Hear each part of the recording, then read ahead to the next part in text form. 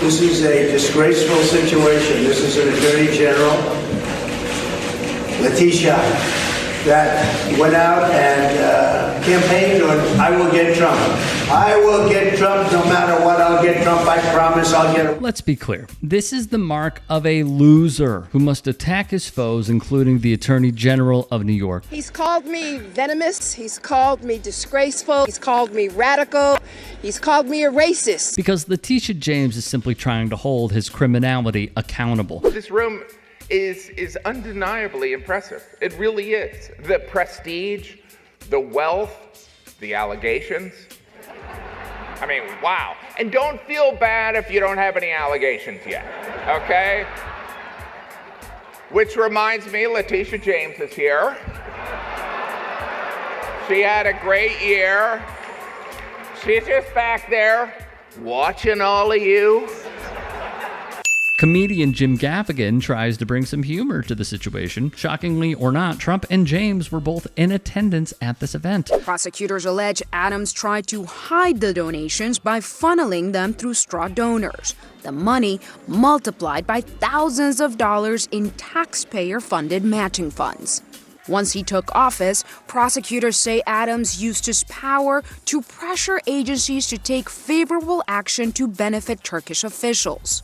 In one instance, the mayor directed the fire department to facilitate the opening of the new Turkish consulate, which had failed to pass safety inspection. Turkish officials, under pressure from an impending visit by the Turkish president, allegedly asked Adams to intervene.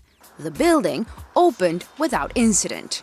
Prosecutors allege Adams took multiple trips to India, France, China, Hungary, and Ghana, making critical stops in Turkey. At one point, texting his partner, first stop is always Istanbul. During the trips, Adams stayed in luxury accommodations for free or at a steep discount, according to prosecutors. The indictment also lays out how Adams would keep cash with an email that, quote, suggested that he left, at a minimum, well over $10,000 in cash in the Adams scheduler's desk drawer to, quote, send to Turkish Airlines. When he learned federal prosecutors were investigating, Adams allegedly tried to conceal the evidence, directing staffers to delete messages. Remember this fiasco with New York City Mayor Eric Adams and how he still, to this day, refuses to step down? I'd like to also welcome Mayor Adams, brought to you by Turkish Airlines. I was told to say that. It's a sponsorship deal, people. Gaffigan certainly did. Wi-Fi radiation does all kinds of bad things, including causing cancer. Wi-Fi radiation causes cancer? Yeah, from your cell phone. I mean, there's cell phone tumors. I'm representing hundreds of people who have cell phone tumors behind the ear. It's always on the ear that you favor with your cell phone. We have the science. So if anybody lets us in front of a jury, it will be over. They also, it opens up, Wi-Fi radiation opens up your blood-brain barrier. And so all these toxins that are in your body can now go into your brain. How does Wi-Fi radiation open up your blood-brain barrier? Yeah, now you're gone beyond my expertise. The saddest part about RFK Jr. is not that his bid to play spoiler failed. The key that I think that President Trump has promised me is control of the public health agencies, which are HHS and its sub-agencies, CDC, FDA, NIH, and a few others, and then also the USDA, which is key to making America healthy. It's that the man has allegedly been promised a cabinet position where he will have serious power. By the way, RFK Jr. is here. Welcome, sir. RFK Jr. He, of course, is going to make America, he's part of the MAGA, Make America Healthy Again, right?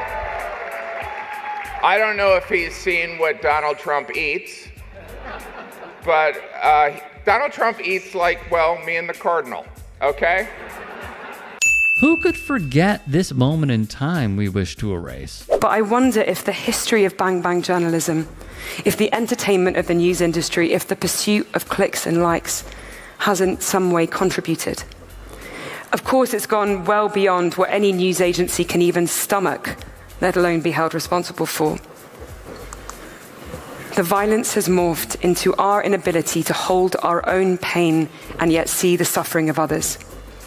It has polarized all of us so much that we cannot imagine that there is another side to the story, let alone that there might be a humanity to it.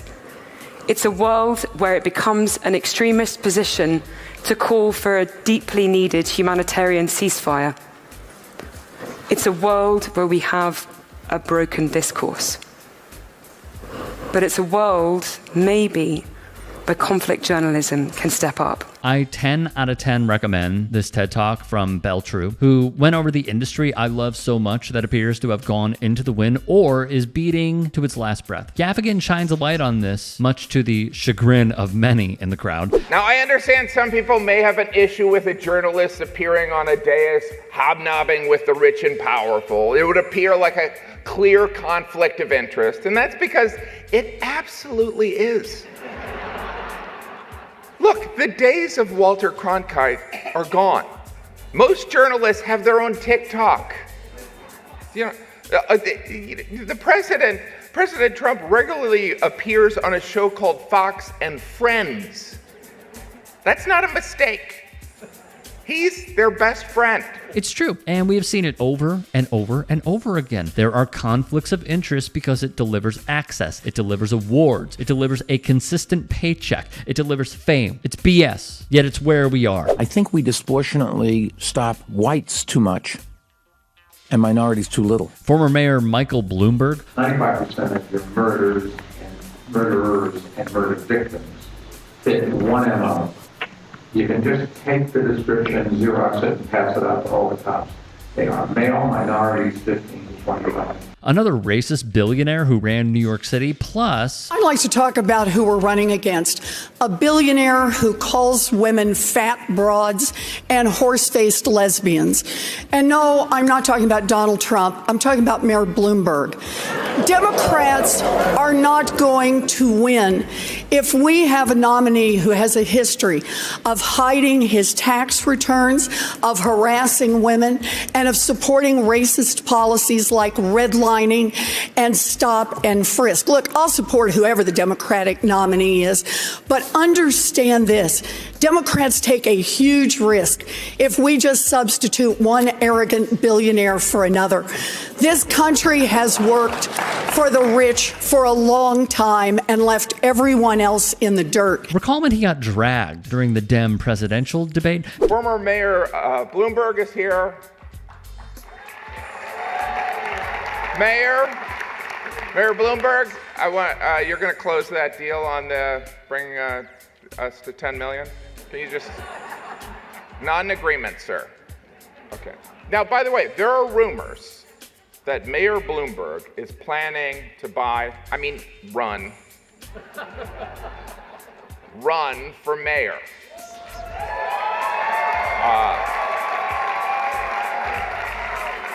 I don't know if that's true. Quick question, Mayor Bloomberg. When you buy an election, do you put it on a credit card so you can get the points?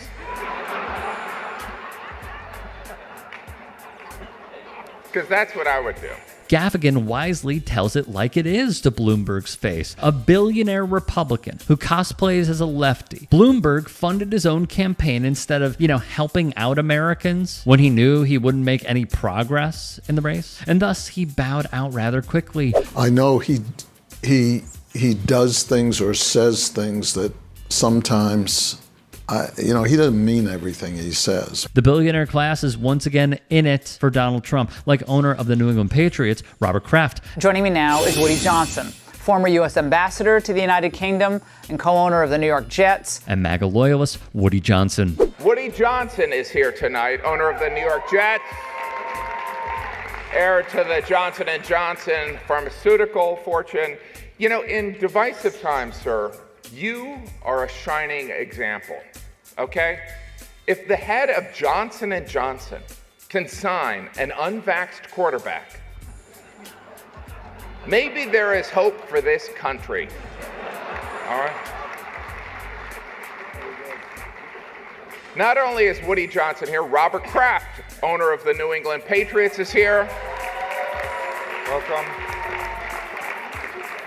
By the way, as we know, they are bitter rivals on the football field. But here tonight, they're here for the same reason.